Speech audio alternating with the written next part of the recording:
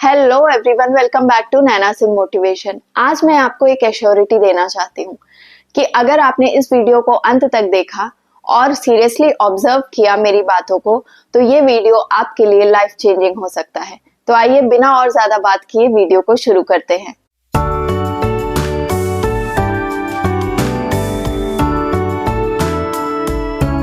एक बार की बात है, एक राजा हुआ करता था। उसके पास शानो शौकत, धन दौलत और हंसता खेलता परिवार सब कुछ था।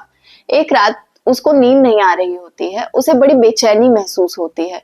अचानक उसे ये महसूस होता है कि वो बहुत खालीपन अंदर से महसूस कर रहा है। उसे लगता है कि उसकी तबीयत कुछ नासाज है, इसलिए वो नेक्स्ट डे अपने गुरु के पास जाता है और उनको सारा हाल बताता है। तो गुरु उसके मुस्कुराते हैं और कहते हैं कि बेशक कि तुमने दुनिया की सारी चीजें जीत रखी हैं, सारी भौतिक सुख तुम्हारे पास हैं, पर अभी तक तुमने खुद को नहीं जीता है। अब इस कहानी से जरा बाहर आकर आप लोग सोचिए कि क्या आपके जीवन का मकसद आपको पता है? क्या आपका जीवन जैसा भी चल रहा है अभी के वक्त में, क्या आप उससे संतुष्ट हैं? क्या आपके लाइफ का जो मकसद है वो यही है कि पैदा होना, कॉलेज स्कूलों में अच्छे मार्क्स ले आना, गाड़ी खरीद लेना, घर खरीद लेना, प्रॉपर्टीज खरीद लेना और एक परिवार की जिम्मेदारी निभाते निभाते अंत में इस जीवन को अलविदा कह देना? क्या इसी में आपको चरम सुख मिलता है? क्या यही आपको संतुष्ट करता है? या फिर कभी भी आपका अंतर्मन आपसे ये सवाल करता है आपकी पूरी जीवन काल के अंतर्गत कि आप हो कौन, आपका मकसद क्या है, आप यहाँ किस लिए आए हो, या फिर इस जीवन में कर क्या रहे हो? या फिर कभी ऐसा भी होता है कि आप जब किसी की डेथ देखते हो, आंखों के सामने किसी की डेड बॉडी देखते हो, तो आपको कभी ऐसा लगता है कि ये दिन आपके साथ भी आ सकता है?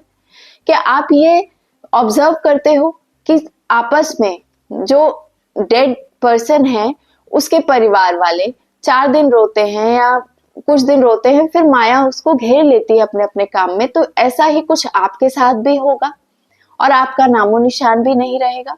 कोई आपके पीछे बहुत दिन तक नहीं रोने वाला है। तो फिर आपका मकसद क्या होना चाहिए जिंदगी में? क्या आपने कभी अपने अंतर्मन की उस आवाज को सुना है जो आपसे ये सारे सवाल करती है? अगर नहीं, तो इस आवाज को, इस सवाल को सुनने की जरूरत है। क्योंकि अगर आपका अंतर्मन आपसे ये सवाल कर रहा है, तो आपको ये समझ लेना चाहिए कि आध्यात्म आपको अपनी तरफ खींच रहा है। देखिए, हम सभी जानते हैं कि एक कोई ऐसी शक्ति है, एक परब्रह्म है जो इस पूरी सृष्टि को चला रहा है। और ये भी जानते हैं कि वो हमें दुनिया में बाहर कहीं नहीं मिलता, वो हमें हमारे भीतर ही मिलता है। इससे मुझे एक लाइन याद आ गई कि आत्म में परमात्म झलके, परमात्म में झाई, और झाई में परछाई झलके, कहे कबीरा साईं। झाई का यहाँ पर अर्थ है सूक्ष्म शरीर।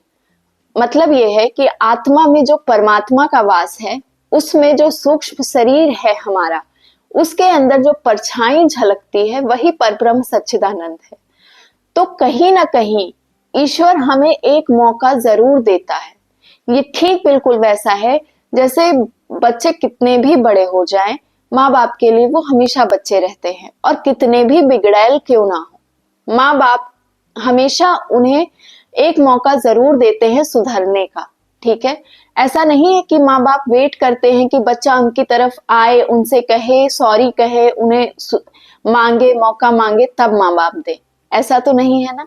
बच्चा मांगे या ना मांगे, पर माँ बाप का कर्तव्य है ये, माँ बाप का ये असीम प्रेम है अपने बच्चे के लिए, जिसकी अथाह ताकत है, जिसको मतलब मापा नहीं जा सकता है। उस प्रेम की बात मैं कर रही हूँ जो माँ बाप अपने बच्चे के लिए रखते हैं।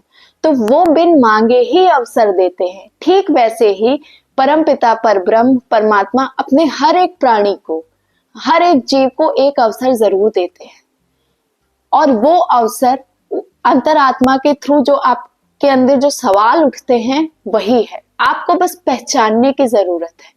आप इस चीज को इग्नोर मत करिए कि अगर आपका अंतर्मन आपसे कभी ना कभी किसी मोड़ पर, सुख में या दुख में, ये सवाल करे कि आप हो कौन, एक्चुअल में आपका अस्तित्व है क्या आप यही सब करने आए हो?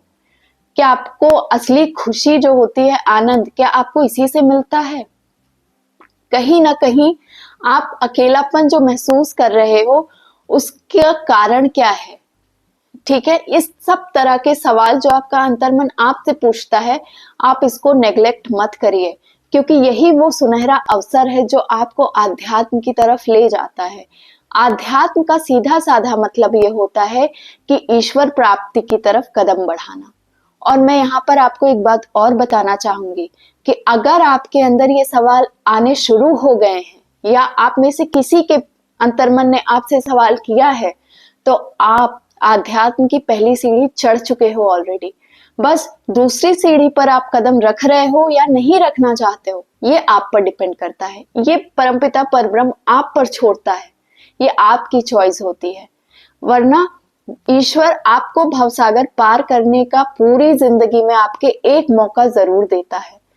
जरूरत है तो उस मौके को पहचानने की, अपने अंतर्मन की आवाज को सुनने की, उस सवाल के जवाब को ढूंढने की। ठीक है, तो एकांत में जाइए, जब ये सवाल आए तो खुद से उस सवाल के बारे में और ज्यादा डिटेल में पूछिए, अपने अंतर्मन में मंथन करिए इस चीज को और उस तरफ उसकी खोज में बढ़िए। ठीक है, अगर आप नहीं बढ़ते हो या बढ़ते हो तो ये टोटली आप पर डिपेंड करता है। फिर आप ईश्वर को ब्लेम नहीं कर सकते कि उसने आपको कभी कोई मौका नहीं दिया। हाँ, भगवान श्री कृष्ण ये कहते जरूर हैं कि मेरी तरफ जब कोई कदम बढ़ाना चाहता है और बढ़ाता है, मान लीजिए किसी ने मेरी तरफ एक कदम बढ़ाया तो मैं 10 कदम बढ़कर उसका हाथ थामता हूँ। पर एक पिता का कर्तव्य है कि अपने बच्चे को मौका दे। हाथ थामना अलग चीज है, बट जब तक आप हाथ नहीं बढ़ाते हो उसके बावजूद भी वो एक संकेत आपको जरूर देता है, क्योंकि वो अपने हर प्राणी का भला चाहता है और आपके साथ कभी कुछ गलत नहीं होने देगा, बशर्ते आप उस पर विश्वास रखो। आप उसे नकारते हो तो ये आपकी जिम्मेदारी बनती है कि अपनी गलतियों को अपने सिर लेने का, ना कि भगवान के ऊपर बढ़ने का। इस बारे में आप अगर कोई और डिटेल में कुछ जानना चाहते हैं तो कमेंट करके जरूर बताइएगा, और साथ में ये भी बताइएगा कि आपके साथ कभी ऐसा हुआ है कि नहीं। आपके अंतर्मन से कभी आपने ये चीज ऑब्जर्व किया है कि सवाल उठे हैं और आपने उन पर गौर किया है या नहीं। ठीक है, साथ में वीडियो आपको इंफॉर्मेटिव लगी हो तो एक लाइक जरूर कर दीजिएगा, और चैनल पर नए हैं तो सब्सक्राइब कर लीजिएगा, साथ में बेल आइकन हिट करना मत भूलिएगा। मिलती हूँ आपसे नेक्स्ट वीडियो में।